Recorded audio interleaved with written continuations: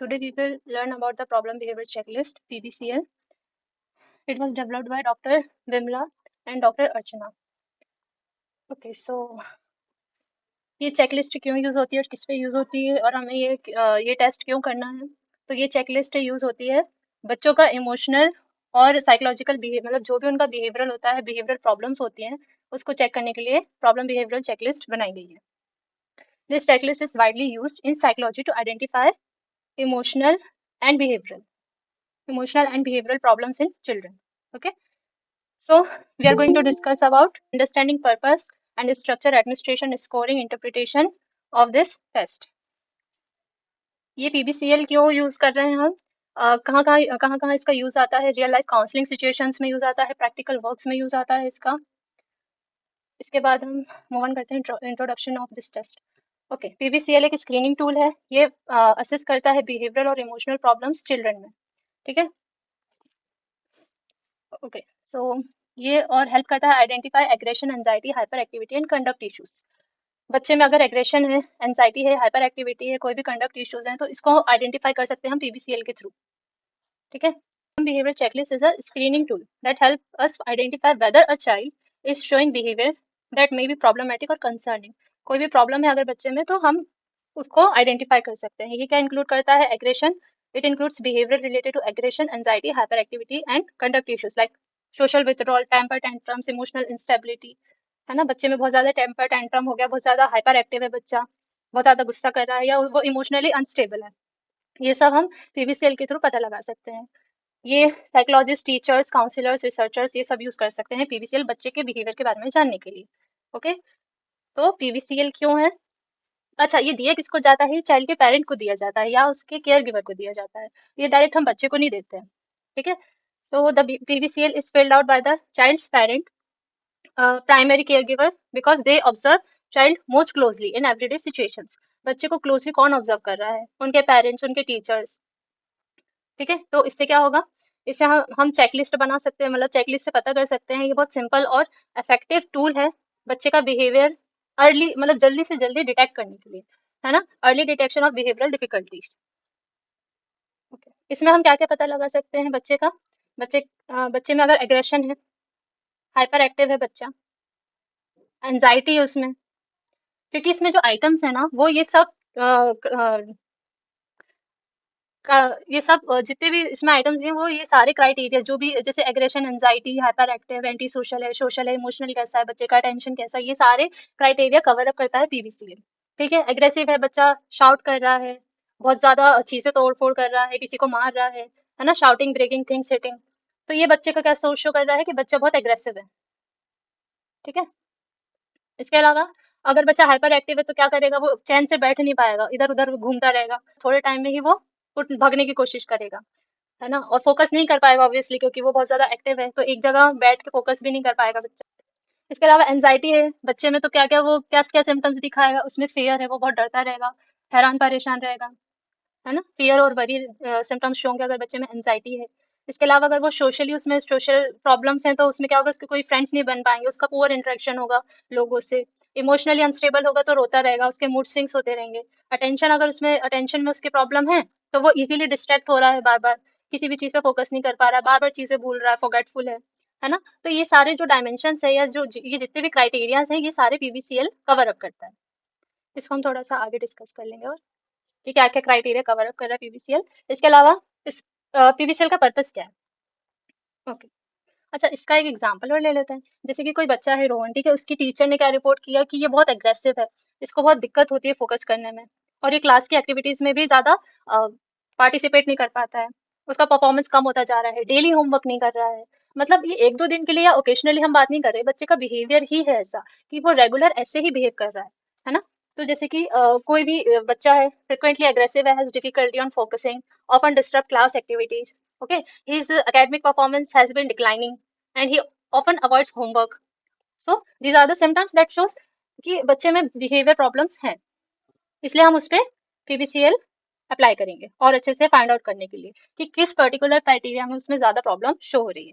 अच्छा, तो purpose of PBCL क्या है कि बिहेवियरल प्रॉब्लम्स बच्चे में हम आइडेंटिफाई कर सके, क्या असेस कर सके, सीवियरिटी कितनी है, ये माइल्ड लेवल पे है उसकी सीवियरिटी, मॉडरेट लेवल पे है, या बहुत ज्यादा सीवियर है। तो ये हम असेस कर सकते हैं इस टेस्ट के थ्रू। सपोर्ट करता है ये काउंसलिंग में और इंटरवेंशंस में, रिसर्चेस में, साइकोलॉजिस्ट के हेल्पफुल, साइकोलॉजिस्ट के लिए हेल्पफुल है पीबीसीएल। इसके अलावा ये असिस्ट क्या करता है, असिस्ट इन अर्ली डिटेक्शन, जल्दी से जल्दी बच्चे में अगर प्रॉब्लम पता चल जाएगी तो आगे चल के उसमें प्रॉब्लम्स कम कर सकते हैं हम, या उसको कंट्रोल कर सकते हैं, मैनेज कर सकते हैं। इमोशनल और कंडक्ट डिसऑर्डर्स पता चल जाएंगे अगर उसमें है तो, है ना। तो पीबीसीएल क्या सर्व कर रहा है, several important purposes, like first, it helps identify behavioural problem that may not be immediately visible. Second, it helps determine severity, okay, severity of these problems, whether they are mild, moderate, or in severe level. Third, it supports the planning of counseling or therapeutic interventions. And lastly, it helps in early identification of emotional and conduct disorder. Now, what is conduct disorder? Conduct disorder क्या होता है? Conduct disorder हमें ये बताती है कि बच्चे में symptoms शो होते हैं, ठीक है। कैसे symptoms शो होते हैं? बहुत ज्यादा aggressive बच्चा है, रूल ब्रेक करने वाला, मतलब जो पेरेंट्स बोलेंगे उसका अपोजिट ही कर रहा है, ठीक है, बार बार वही काम कर रहा है, वॉयलेंट है बहुत ज्यादा। इसके अलावा चीजें तोड़ना फोड़ना, किसी को हार्म करना, बुली करना, और एनिमल्स को हर्ट कर रहा है कोई बच्चा, जाद मार रहा है, काट रहा है, मतलब कुछ भी ऐसा कर रहा है वो, ऐसा जो सोशली अच्छा नहीं है, ऐसे ऐसी एक्टिविटी कर रहा है वो जो सोशली एक्सेप्टेबल नहीं है। तो ये सारे सिम्टम्स क्या शो कर रहे हैं कि वो क्लास बंक कर रहा है ज्यादा, मतलब घर से भाग जा रहा है बार बार, स्कूल स्किप कर रहा है, झूठ बोल रहा है, चीजें तोड़ रहा है, मतलब चोरी, सब कुछ। ये सारे अगर छोटे मोटे सिम्टम्स भी अगर रेगुलर शो हो रहे हैं तो उसमें कंडक्ट डिसऑर्डर्स के सिम्टम्स हैं। पर ये हम सिर्फ इस टेस्ट के थ्रू नहीं डिस्क्राइब कर सकते, इसके लिए साइकेट्रिस्ट होते हैं, क्लिनिकल साइकोलॉजिस्ट होते हैं, वो 3-4 टेस्ट लगाएंगे। सिर्फ एक टेस्ट के पर्पज पे हम ये नहीं बोल सकते कि बच्चे में कंडक्ट डिसऑर्डर है, ठीक है। तो क्या की फीचर्स है कंडक्ट डिसऑर्डर के, एग्रेशन टुवर्ड पीपल्स और एनिमल्स, डिस्ट्रक्शन ऑफ प्रॉपर्टी, और सीरियस रूल वायलेशंस, कोई भी वायलेशन कर रहा है ऐसा। ओके, अब इसके बाद है टेस्ट का डिस्क्रिप्शन, हम थोड़ा सा देख लेते हैं। Structure of the test is, the PBCL contains total 58 items. अब हर एक आइटम क्या डिस्क्राइब कर रहा है कि चाइल्ड का बिहेवियर कैसा है। अब इसमें क्या करेंगे, पेरेंट्स पेरेंट्स या फिर कोई भी केयर गिवर इसको रिस्पॉन्ड करेगा इस टेस्ट में, जो क्या शो करेगा कि बच्चे का बिहेवियर 3 पॉइंट स्केल पे हम लगाएंगे, मोस्ट ऑफन, ओकेजनली और नेवर, ठीक है। तो the parents rate how often the child shows each behaviour using a 3 point scale. इसमें 3 ऑप्शन रहेंगे, मोस्ट ऑफन, ओकेजनली और never. Most often if the behaviour happens frequently, most often यानी कि बच्चा अगर रेगुलरली कोई बिहेवियर शो कर रहा है। ओकेजनली, इट समटाइम्स, कभी कभार बच्चा ऐसा कुछ कोई भी ऐसा बिहेवियर कर रहा है जो आइटम में दिया हुआ है, हमारे क्वेश्चन में दिया हुआ है, स्टेटमेंट में। फिर नेवर में क्या है, if the child does not show the behaviour, अगर बच्चा कभी भी वो बिहेवियर शो नहीं कर रहा है तो पेरेंट्स नेवर प्रेडिक्ट कर देंगे। ओके, तो ये टेस्ट ज्यादा से ज्यादा 10 मिनट ले सकता है और उससे ज्यादा भी ले सकता है। ये बहुत सिंपल और इंस्ट्रक्शंस इजी है इसमें समझने के लिए कि आपको 3 पॉइंट स्केल है ये, और इसी में से आपको चूज करना है, ठीक है। ओके, इसके बाद एडमिनिस्ट्रेशन प्रोसीजर क्या है। सबसे पहले हमें क्या करना है, रेपो रेपो स्टैब्लिश करना होता है हमें पेरेंट्स से, केयर जो भी हमारा सब्जेक्ट है उससे हम रेपो स्टैब्लिश करेंगे। फिर उस उन्हें पर्पस समझाएंगे कि ये टेस्ट हम क्यों लगा रहे हैं, क्या वजह है, ये पर्पस हमने एक्सप्लेन कर दिया। इसके बाद हम उनसे कहेंगे कि सारे जितने भी क्वेश्चंस या स्टेटमेंट्स आपको दिख रहे हैं उसमें आप ऑनेस्टली आंसर दें, ताकि हम अच्छे से सम अप करके आपको बता सकें कि कोई प्रॉब्लम है या नहीं है। इसके अलावा कि उन्होंने सारे क्वेश्चंस अटेम्प्ट किए हैं या नहीं, ये भी हमें चेक करना है, कोई भी क्वेश्चन छूटना नहीं चाहिए। तो while administrating PBCL, the most important thing is to ensure that the parent or caregiver feels comfortable. First of all, feels comfortable because and give respond honestly. Okay? बहुत क्रूशियल है ऑनेस्टली उनका answer देना। तो पहले हमने rapport establish कर लिया, first build rapport with the parent, explain why the checklist is being used, then tell them that they must answer all 58 items honestly and based on child's usual not occasional behaviour. बच्चे के usual behaviour पे आप respond करें, ना कि occasional behaviour पे। Okay, after the finish check the form और question आए if any item is missing or not. Okay, this checklist should be treated confidentially and respectfully.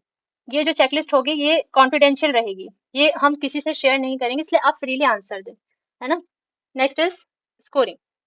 अब हमारे टेस्ट में स्कोरिंग कैसे करना है, हम कितने, अब ये हमारा काम है कि हमें कितने पॉइंट्स देने हैं, जो भी उन्होंने ऑप्शन रिस्पॉन्ड किया हो उसके अकॉर्डिंग हमें क्या क्या पॉइंट देने हैं। तो 3, मैंने कहा 3 पॉइंट इसके लिए, 3 पॉइंट इसके लिए यानी कि 1 पॉइंट देंगे, 2 पॉइंट एंड 3 पॉइंट। ज्यादा से ज्यादा 58 आ सकते हैं स्कोर, सॉरी कम से कम 58 स्कोर्स आ सकते हैं, और ज्यादा से ज्यादा 174 स्कोर्स आ सकते हैं, क्योंकि 3 पॉइंट स्केल और 58 आइटम्स हैं total. So scoring the PVCL is very simple. Each response is assigned a numerical value, like most often 3 point, occasionally 2 point, never 1 point. Okay, after the parents complete the checklist, we add all the scores. Okay, lowest score is 58 and the highest possible score is 178. This total score gives us an idea the severity of child's behavioral problem. Severity, mild, moderate, anything. After scoring, we do interpretation.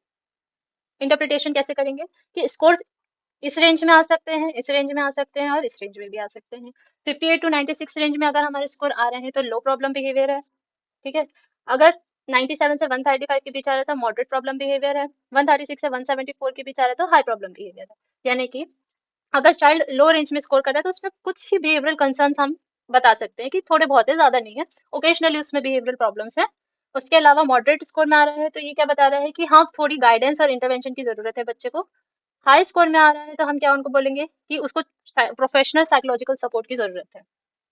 If child scores in low range shows very few behavioral concerns, and a moderate score suggests noticeable problems that may need guidance or intervention.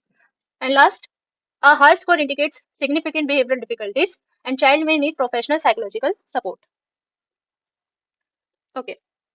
फिर यहाँ पे reliability और validity है test की। Test retest reliability 0.85 की है, split half reliability 0.81 की है, strong face and content validity. इसका क्या मतलब है, ये टेस्ट बनाया है तो ये रिलायबल है और वैलिड है, ये हम अप्लाई कर सकते हैं हमारी इंडियन पॉपुलेशन पे। क्यों? अच्छा, टेस्ट रिटेस्ट रिलायबिलिटी 0.85 है जिसका कि क्या मतलब है कि टेस्ट प्रोड्यूस कर रहा है consistent result over a time. Split half reliability क्या बता रही है कि ये रिफ्लेक्ट कर रहा है इंटरनल कंसिस्टेंसी की आइटम्स एक दूसरे से रिलेटेड है। ऐसा नहीं है कि ये बिहेवियरल का टेस्ट है ना, और ये क्या चेक कर रहा है, आईक्यू चेक कर रहा है, ऐसा तो है नहीं। तो ये इंटरनल कंसिस्टेंसी की अच्छी है। वैलिडिटी स्ट्रॉन्ग है, फेस वैलिडिटी और कंटेंट वैलिडिटी, यानी कि चेकलिस्ट क्या शो कर रही है, strong face validity because the behaviour were selected after interviewing many parents. बहुत सारे पेरेंट्स पे लगाया गया है टेस्ट, तभी इसकी वैलिडिटी क्या है, फेस वैलिडिटी स्ट्रॉन्ग है। It also has content validity, यानी कि इसका क्या मतलब है कंटेंट वैलिडिटी का, कि एक्सपर्ट्स ने देखा है इन आइटम्स को, experts reviewed the item and ensured they accurately represent common behavioral problems in child. Common behavioural problem show कर रहा है ये सारे जो जितने भी आइटम है एक्सपर्ट्स के द्वारा चेक किए जाते हैं और ये बच्चों में बिहेवियरल प्रॉब्लम्स बता रहा है, तो ये वैलिड टेस्ट है। इसके बाद लास्ट कंक्लूजन है इस टेस्ट का, PVCL is a reliable and effective tool for screening behavioural issues in children. PVCL एक रिलायबल और इफेक्टिव टूल है बच्चों में कोई भी बिहेवियरल प्रॉब्लम चेक करने के लिए, helps in early identification and appropriate intervention planning. To conclude, the problem behavioral checklist is a simple yet powerful tool for understanding children's behavioral pattern, behavioral issues in children. It helps teachers, parents, and psychologists identify issue early and plan support for the child. और उसके support में जो भी हम plan कर सकते हैं वो प्लान करेंगे। ये हमारा पीवीसीएल टेस्ट है। जैसा कि मैंने बताया कि ये टेस्ट किस पे हम अप्लाई कर सकते हैं, तो करना तो बच्चे पे अप्लाई, बट फिल कौन करेगा, रिस्पॉन्ड कौन करेगा, तो टीचर, पेरेंट, स्कूल काउंसलर कोई भी फिल कर सकता है, ठीक है।